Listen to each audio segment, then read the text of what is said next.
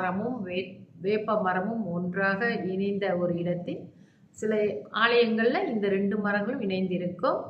இது சர்வ சாந்தி செய்து கொள்வதற்கு இந்த மாதிரி 2 மரங்கள் இணைந்திருந்து அதிலே நீங்கள் போய் அங்கு இருக்கின்ற நாகர்களுக்கு பாலாபிஷேகம் செய்து வந்தீர்கள் என்றால், இல்லை என்றால் ஆலயங்களுக்கு நீங்கள் கருப்பு உளுந்து தானம் செய்யுங்கள்.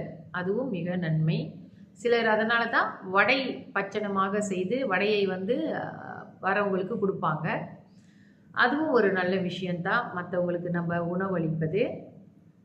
மற்றபடி அரச மரமும் வேப்ப மரமும் சேர்ந்து வளர்ந்த அந்த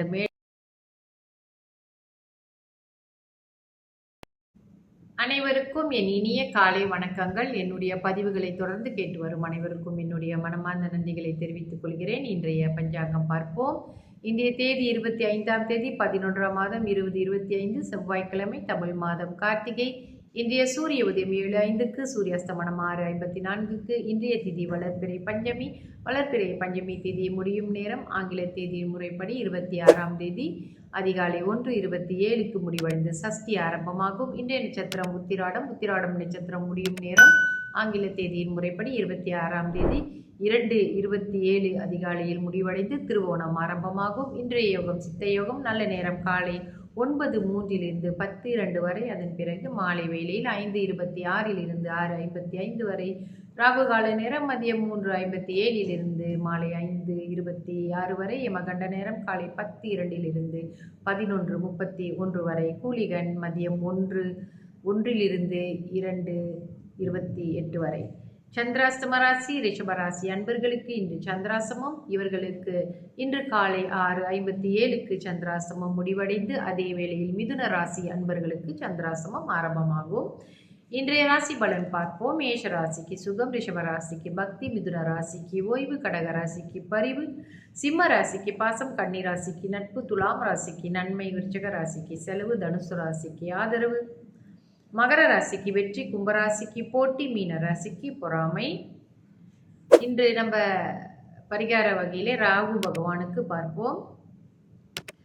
ராகு பகவானுக்கு நீங்கள் செவ்வாய்க்கிழமை ராகு கால நேரத்தில் கோயிலுக்கு சென்று அரச மரமும் வேப்ப மரமும் ஒன்றாக இணைந்த ஒரு இடத்தில் சில ஆலயங்களில் இந்த 2 மரங்களும் இணைந்திருக்கும். இது சர்வ சாந்தி செய்து கொள்வதற்கு இந்த மாதிரி 2 மரங்கள் இணைந்திருந்து அதிலே நீங்கள் போய் அங்கு இருக்கின்ற நாகர்களுக்கு பாலாபிஷேகம் செய்து வந்தீர்கள் என்றால் உங்களுக்கு தோஷ பரிகாரமாக மாறும். புத்திரபாகியம் இல்லாதவர்கள் கூட இந்த மாதிரி செய்யலாம். ராகு பகவானுக்கு உகர்ந்த அந்த நவதானியம் கருப்பு உளுந்து, உடைக்காத கருப்பு உளுந்து நீங்கள் அந்த நவக்கிரக மேடையிலே ராகு பகவானுக்கு வைத்து நீங்கள் அர்ச்சனை பண்ணி கொண்டு வாருங்கள். அப்படி இல்லை என்றால் ஆலயங்களுக்கு நீங்கள் கருப்பு உளுந்து தானம் செய்யுங்கள். அதுவும் மிக நன்மை. சிலர் அதனால தான் வடை பச்சனமாக செய்து வடையை வரவங்களுக்கு கொடுப்பாங்க. அதுவும் ஒரு நல்ல விஷயந்தான், மற்றவங்களுக்கு நம்ம உணவளிப்பது. மற்றபடி அரச மரமும் வேப்ப மரமும் சேர்ந்து வளர்ந்த அந்த மேடையின் கீழே பிரதிஷ்டை செய்யப்பட்டிருக்கிற நாக விக்கிரகங்களுக்கு பாலாபிஷேகம் செய்வது செவ்வாய்க்கிழமை, வெள்ளிக்கிழமை அதை முறையாக நீங்கள் வழிபட்டுட்டே வந்தீங்கள் என்றால் ராகு பகவானால் ஏற்படக்கூடிய இந்த திருமணத்தில் ஒரு தோஷ காலமும் அல்ல புத்திரபாகியம் இல்லாமல் இருந்தால், அதாவது 5ஆம் இடத்தில் ராகு பகவான் இருந்தாலும் சரி, 7ஆம் இடத்தில் அல்லது 8ஆம் இடத்தில் பெண்களுக்கு மாங்கல்ய ஸ்தானத்தில் ராகு பகவான் இருந்தாலும் சரி, தொடர்ந்து இந்த மாதிரி வழிபாடுகளை நீங்கள் செய்து கொண்டு வாருங்கள். துர்க்கை அம்மனையும் வழிபாடு செய்யுங்கள். அவர்களுடைய அருளால் உங்களுடைய திருமண வாழ்க்கையும் சிறப்பாக இருக்கும். குழந்தை பாக்கியம் உங்களுக்கு கைகூடி வரும். நம்பிக்கையுடன் செய்யுங்கள். நன்றி.